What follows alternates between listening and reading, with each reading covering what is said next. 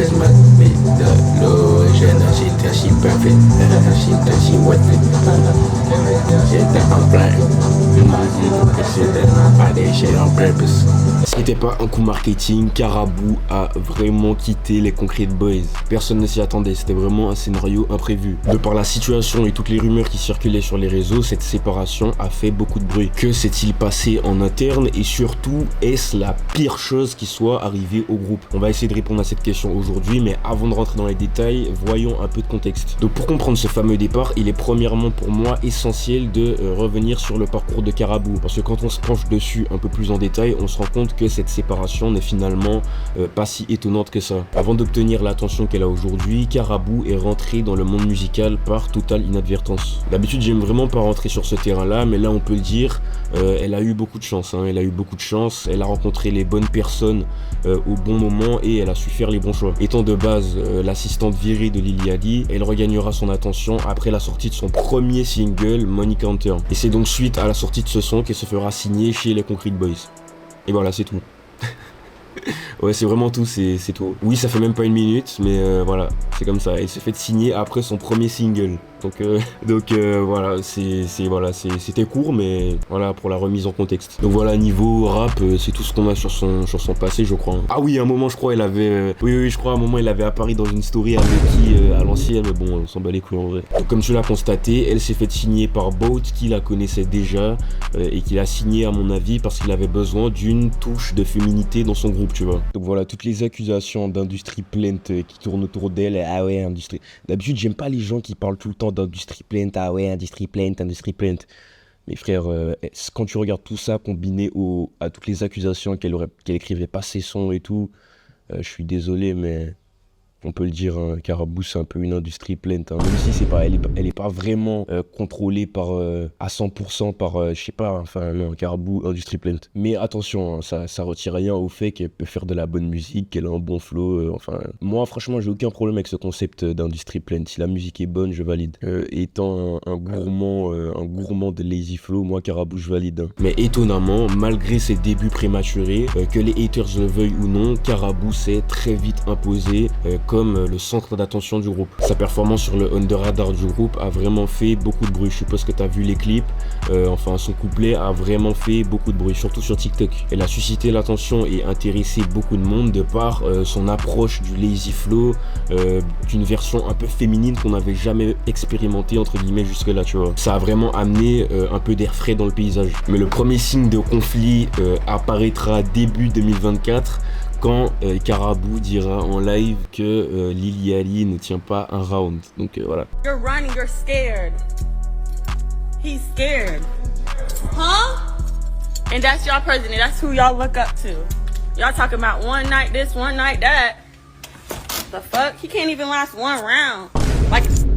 Donc bien que la situation soit par la suite éclaircie par les deux qui parlaient de combat, les réseaux ne sont pas restés indifférents à cette affaire, tu vois. Ça a laissé une espèce de malaise qui est resté palpable, tu vois. Donc après ça, les Concrete Boys ont drop leur premier projet qui a fait son petit bout de chemin. Moi, j'ai bien aimé.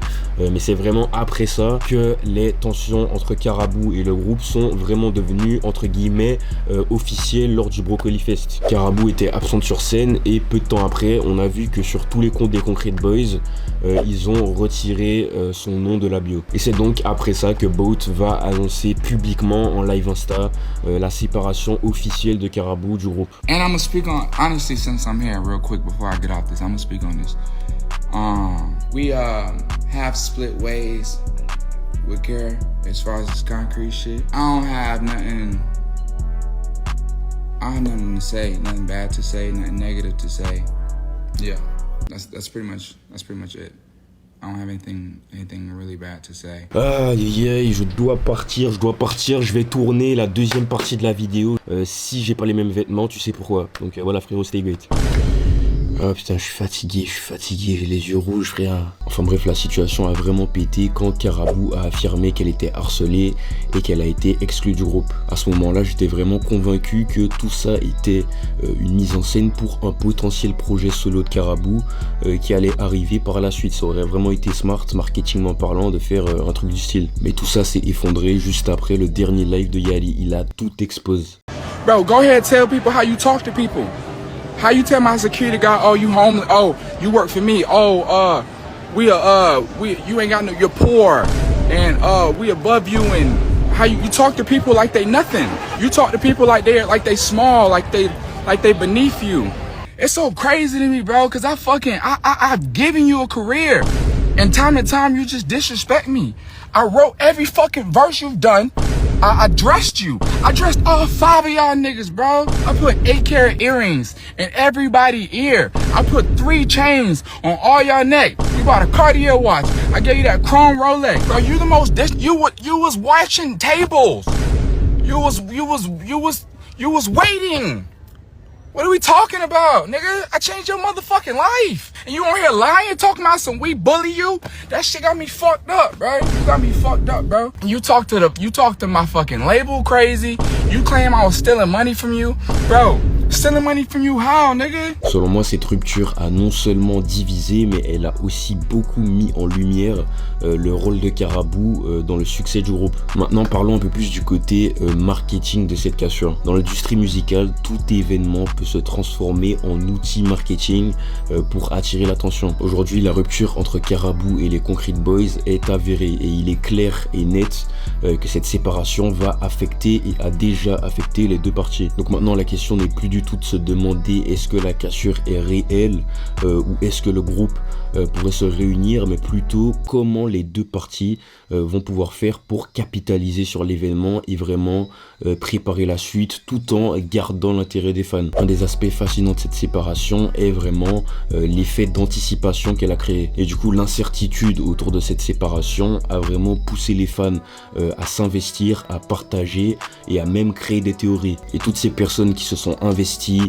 qui ont créé des théories, que ce soit sur Reddit ou sur Twitter, ont vraiment alimenté l'intérêt des Concrete Boys et de Carabou alors qu'ils sont dans une phase très compliquée. Et en fait, ce qui est vraiment puissant avec cette stratégie, c'est qu'elle joue vraiment sur la curiosité naturelle de l'homme qu'on a tous en nous, tu vois. En retirant subtilement le nom de Carabou des bio Insta des Concrete Boys et surtout en ne répondant pas directement aux questions, en laissant planer une espèce de doute, l'équipe a amplifié l'intérêt du public et vraiment fait monter la sauce, tu vois. Cela a maintenu la connexion avec le public qui se sentait vraiment investi autour de ce mystère. En les impliquant ainsi, les Concrete Boys s'assurent que même en période de rupture, leur image reste sous les feux des projecteurs. Et cette rupture peut même être un moment de transition clé pour Carabou. Beaucoup de grands noms qu'on connaît aujourd'hui ont souvent utilisé leur séparation d'un groupe pour vraiment repartir sur un nouveau pied et redéfinir leur image. Pour Carabou, le défi dans le futur va vraiment être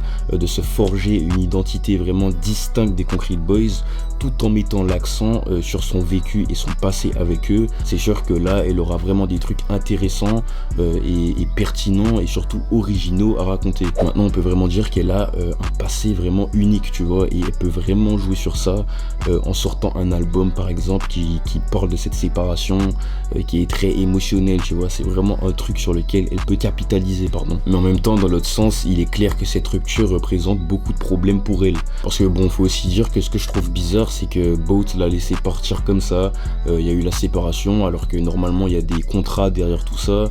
Je crois que les Concrete Boys, ils sont sous QC, mais c'est bizarre qu'ils puissent s'en aller du groupe comme ça. Normalement, il y a des contrats qui sont signés. Alors c'est vrai que ça lui cause quand même beaucoup de problèmes, tu vois, cette séparation avec le groupe. Pour Carabou, le problème de cette cassure réside aussi surtout dans la réputation qu'elle en a tirée. Après le gros live de Boat, beaucoup de personnes l'ont identifié comme le problème. De plus, sa présence dans le groupe lui permettait vraiment de se mettre en valeur. On sentait la volonté du label de la mettre en avant, ils en jouaient beaucoup. Mais en fin de compte, je pense qu'elle aura quand même beaucoup plus de facilité à remonter la pente que le groupe. Je crois son dernier podcast qu'elle a sorti là il y a quelques jours avec DDG,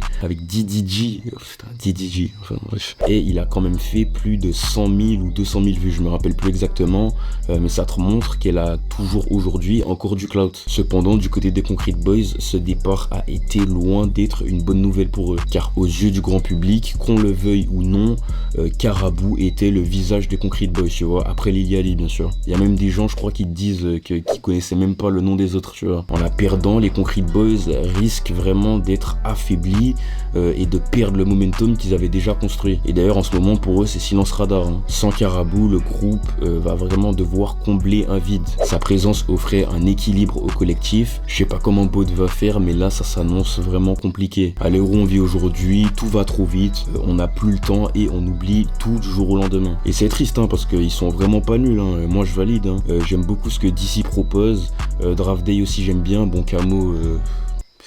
Voilà, mais cette cassure ne bénéficie absolument personne, que ce soit Carabou, Boat et tous les membres du groupe. La question est maintenant de savoir si les Concrete Boys parviendront finalement à se réinventer. Mais vu la situation, ça s'annonce chaud. Et c'est exactement la même chose du côté de Carabou. Surtout quand on sait que de son côté, le rap n'est pas vraiment une passion, mais plus une opportunité qu'elle a saisie, tu vois. Je pense que cette situation est vraiment la pire chose qui leur soit arrivée, la pire chose qui aurait pu arriver au groupe. J'aurais aimé avoir tort, mais malheureusement c'est comme ça. Ça a tué la dynamique du groupe, ça a tué le momentum qu'ils avaient. Et voilà, sans compter Lily Ali, bien sûr, vu que lui, c'est différent, tu vois. Voilà frérot, c'est aussi dans ce genre de moment qu'on se rend compte de l'importance de l'image de marque. Oh là là, m'en lasse. Attends, j'étais tellement fatigué, j'ai oublié de faire l'outro. Enfin bref, dis-moi ce que t'as pensé de la vidéo en commentaire, ce que tu penses de la question. Et pour tous les créatifs qui regardent la vidéo, qui veulent en apprendre plus sur le personal branding, lien en bio, premier lien en bio, c'est là où tout se passe. Donc voilà mon gars, reste concentré sur toi, stay focus, on s'attrape bientôt, stay great.